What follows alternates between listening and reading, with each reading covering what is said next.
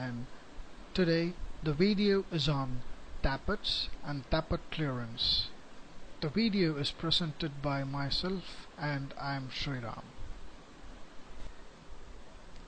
Today we're going to see about the tappets.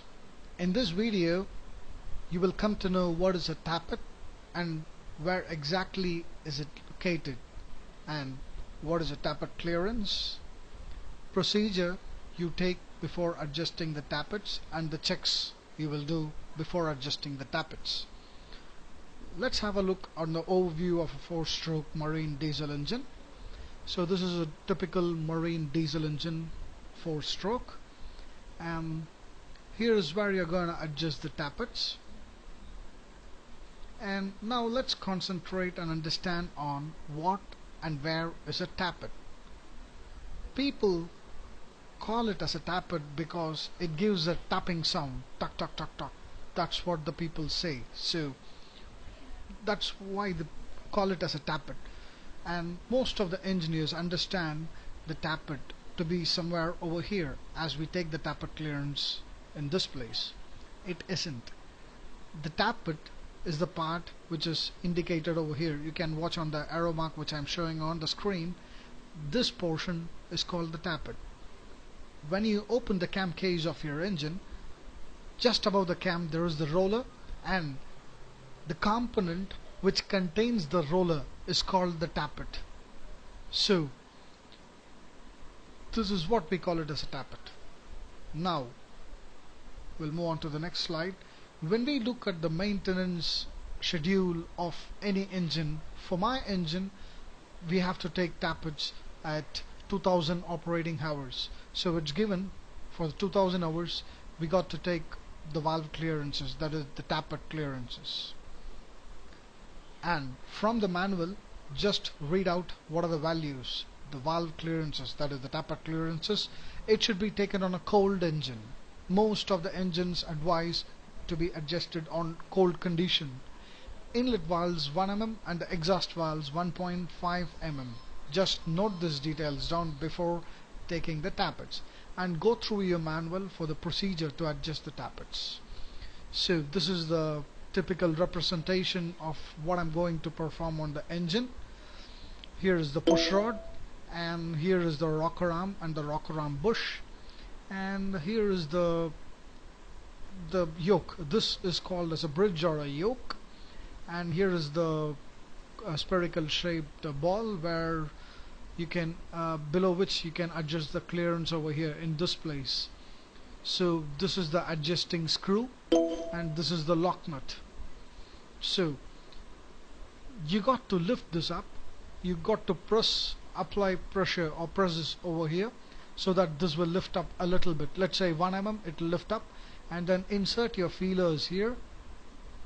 Oh sorry, before that loosen this lock nut and adjust the screw with the feeler gauge over here.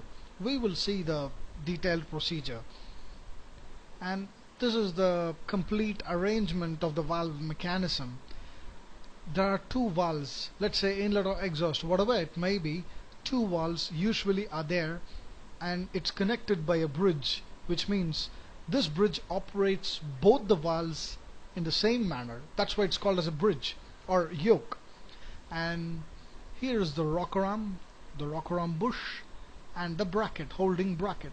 Here is the push rod, the weakest link in this mechanism, and here is the tappet, which I explained to you before, which contains the roller which rolls over the cam. Now in a 4-stroke engine, the first thing what you have to do is to note down the firing order. Let's assume the firing order to be 1 3 5 6 2 4, which means unit 1 will fire, after which unit 3 will fire, unit 5 will fire, 6, 2 and 4 will fire. This is what we call it as a firing order. So once we know the firing order, it's easy to go in a sequential manner instead of jumping from different units, you know. So, and next thing what you have to importantly note is the direction of rotation. For the engine which I adjusted the tappets, it's clockwise from flywheel end. So when you when you rotate in the clockwise from the flywheel end, you can easily match with this sequence and adjust the tappets. And one most important component what you have to understand is a 6-cylinder, a crankshaft will have unit 1 and 6 same throw, which means if unit 1 is on TDC, unit 6 will also be on TDC, and which means it has a similar crank throw, and units 2 and 5 will have the same crank throw, and 3 and 4 will have the same crank throw. I explain once again. For a 6-cylinder engine, at any given point of time, 2 units will be having similar position. If unit 1 reaches TDC, unit 6 will also be at TDC.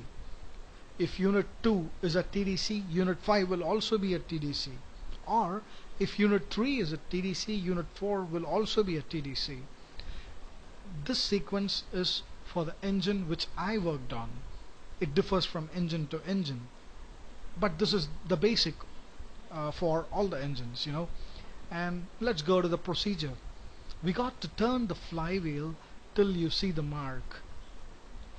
I mean, let's say the flywheel has marks like which unit comes to TDC position. Let's say you got to wait for the mark 1 or 6 on the TDC. 2 units will come to TDC at one position.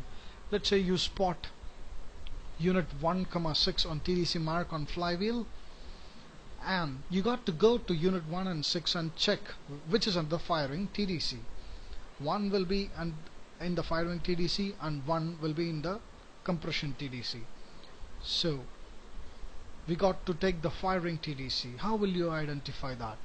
For that, you got to check the push rods, you got to check the fuel cam which should be at the peak, and then you got to adjust the tappets. Let's see some of the pictures over here. As I said, the checks. Make sure the piston is on TDC. You got to make that by marking on the flywheel or from the fuel cam, or the push rods must be free. Now the flywheel mark on the flywheel marking. I worked on a V engine, so it had 2 units, that is totally 4 units coming at okay, let's forget about the V engine. Let me explain for the inline engine. For V engine it's a bit complicated, so let's concentrate on inline engine. Here you can see unit A2 and A5 come at the TDC. So out of A2 and A5, 1 will be on the firing TDC. And next, engines may differ, having different type of cam and different arrangement. The last engine which I worked on has the inlet cam here, exhaust cam here, and the fuel cam. So you got to make sure the fuel cam is on its peak and the inlet and exhaust cam should be on the base circle, you know. This will show the push rods will be, both the inlet and exhaust valve push rods will be free. And this is the picture which shows the fuel cam on its peak. The roller is pushed up and the inlet and exhaust cam on its base circle. Both are down. So in this condition, the push rods can move freely. So I'm checking the push rod which can move freely. And now we'll watch the video of how exactly the tappets are adjusted. Let's get on board the ship to see the tappet clearance.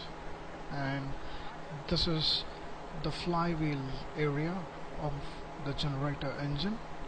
And now myself and the oiler have engaged the turning gear, and now we are trying to turn the engine to locate the unit, that is A1 or A2, A5 depending on the firing order.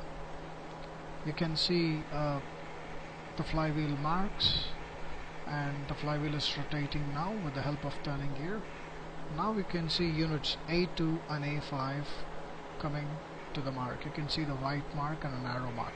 It should exactly coincide, which means units A2 and A5 will be on TDC.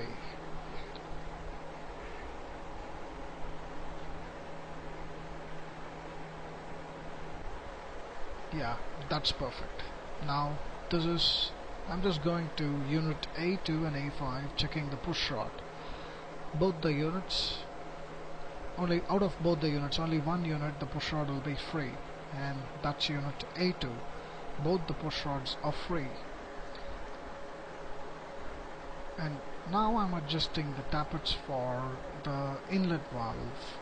Now first I'm checking the condition of it, whether it's too loose or too tight, before adjusting it.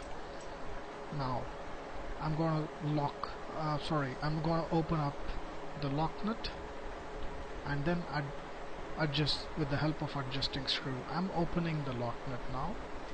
Now it's loose. Now with the help of adjusting screw, I'm adjusting the tappets. The feel of tappets is depending on the person who adjusts it. It comes just by an experience. Nobody can teach this is the perfect way of adjusting a tappet. It's just a feel. It should neither be too tight so that the feeler gauge doesn't move, or it should not be too loose that the feeler gauge moves with two hands, with fingers. It should have a slight resistance for movement. It comes by experience for everybody. So it's just a feel. Now I'm just having a feeler gauge of 1 mm for the inlet valve, which I stated in the manual, and I have adjusted it. Now the manual says the torque for the torque spanner is 20 Newton meter, and I have adjusted it now, and I have tightened to the torque, and that's it. Check the tappets once again. Yeah, that's perfect. That's perfect. Inlet valve is done. Let's now move to the exhaust valve. 1.5 mm is the clearance, and it's on a cold engine. First I check it. It's too loose. So I open the lock nut. Yeah, I opened the lock nut, and the adjusting screw is free to move now. Now I tighten it a little bit so that it will be having a slight resistance for movement. Yeah, it requires some more tightness. Yes, that's right, and I just adjust it. Some more tightness.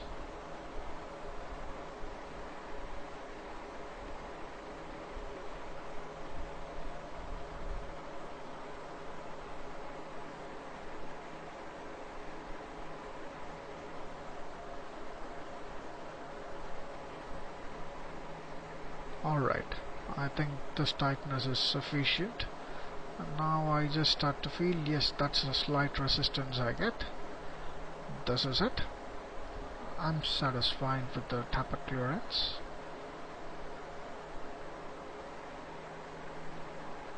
Yeah, final tightening is done.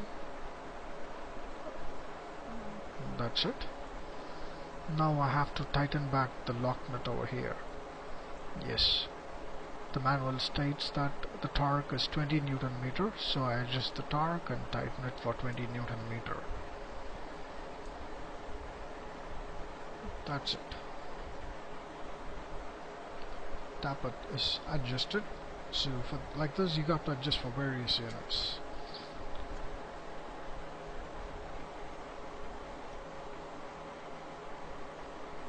Yeah, final checking of the tightness of it, and before closing the hood, check nothing has fallen inside. Check the valve rotators, the clip, everything is okay inside, no spanners, no cloth. If everything is okay, that's it.